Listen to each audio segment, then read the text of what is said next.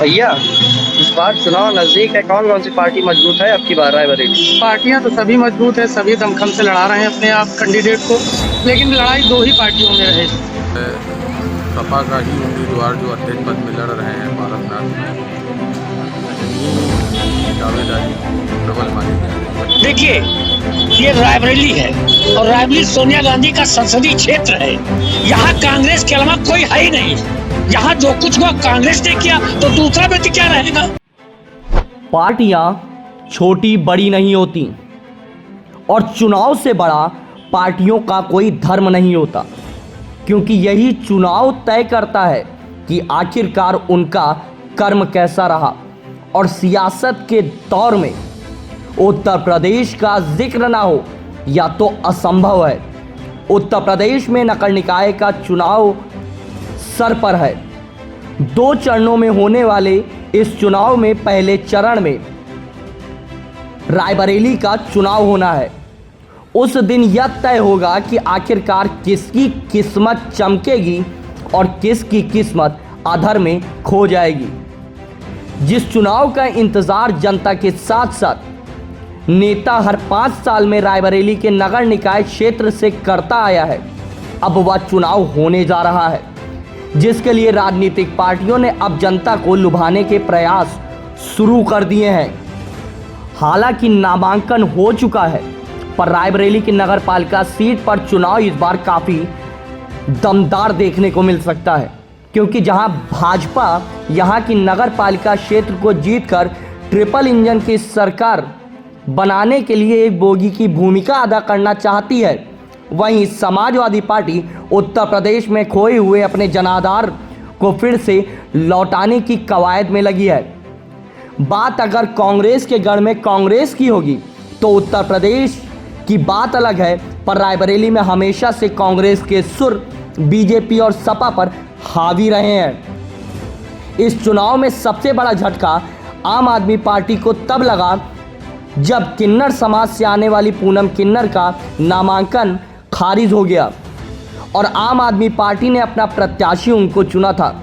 अब लड़ाई बची त्रिकोणीय, पर कहते हैं ना, हर डगर आसान नहीं होती। समाजवादी पार्टी को भी बड़ा झटका लगा, क्योंकि मुस्लिम समाज से आने वाले मोहम्मद इलियास उर्फ मन्नी, जो नगर पालिका अध्यक्ष भी रह चुके हैं, सपा छोड़कर कांग्रेस के पंजे से हाथ मिला लिया और उनके हाथ मिलाने से चुनाव की डगर काफ़ी कमज़ोर होती हुई नजर आई।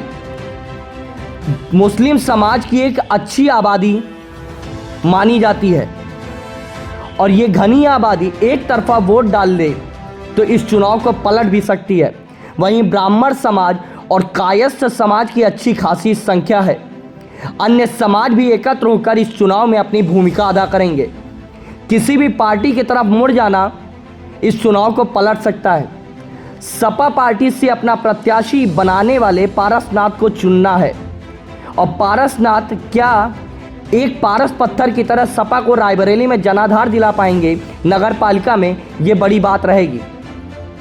कांग्रेस प्रत्याशी को सबसे ज़्यादा मजबूती मोहम्मद इलियास देंगे और भाजपा पार्टी को मजबूती देने के लिए तो जैसे दिग्गज नेताओं ने अपनी सियासत तक दांव पर लगा दी। जहां लोगों की साख दांव पर लगी, वहीं भाजपा का प्रत्याशी रायबरेली के 2 दिग्गज नेताओं की साख को लेकर आगे बढ़ रहा है। यह दिग्गज नेता भी पूरी तरह अपना दमखम झोंक रहे हैं। रायबरेली की आबादी की बात की जाए तो कुल नगर पालिका क्षेत्र की मतदाताओं की आबादी 1,98,970 है, जिनमें 1,29,44 पुरुष, वहीं 95,846 महिलाएं मतदाता हैं।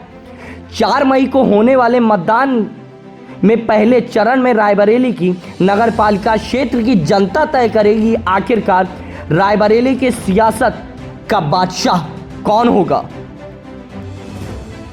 इस बार चुनाव नजदीक है, कौन कौन सी पार्टी मजबूत है आपकी बार रायबरेली? पार्टियां तो सभी मजबूत है, सभी दमखम से लड़ा रहे हैं अपने आप कैंडिडेट को। लेकिन लड़ाई दो ही पार्टियों में रहेगी, एक भाजपा में और कांग्रेस में।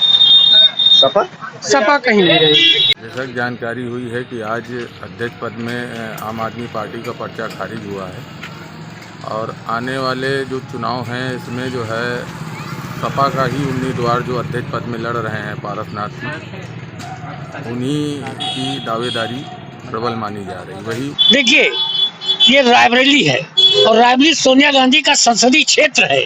यहाँ कांग्रेस के अलावा कोई है ही नहीं। यहाँ जो कुछ हुआ कांग्रेस ने किया तो दूसरा व्यक्ति क्या रहेगा? किसी पार्टी ने कुछ किया नहीं, सब जीरो थी। यहाँ एक भी किसी ने लगवाया। यहाँ तो जो विकास हुआ, जो सब कुछ हुआ गांधी परिवार ने किया। तो यहाँ जो कांग्रेस का प्रत्याशी है वो तो विजयी रहेगा, क्योंकि हम वोट उसी को देंगे जिसने कुछ किया हो। उसमें आदरणीय सोनिया गांधी जी ने किया है, गांधी परिवार ने किया है, किसी दूसरे परिवार ने कुछ नहीं किया है।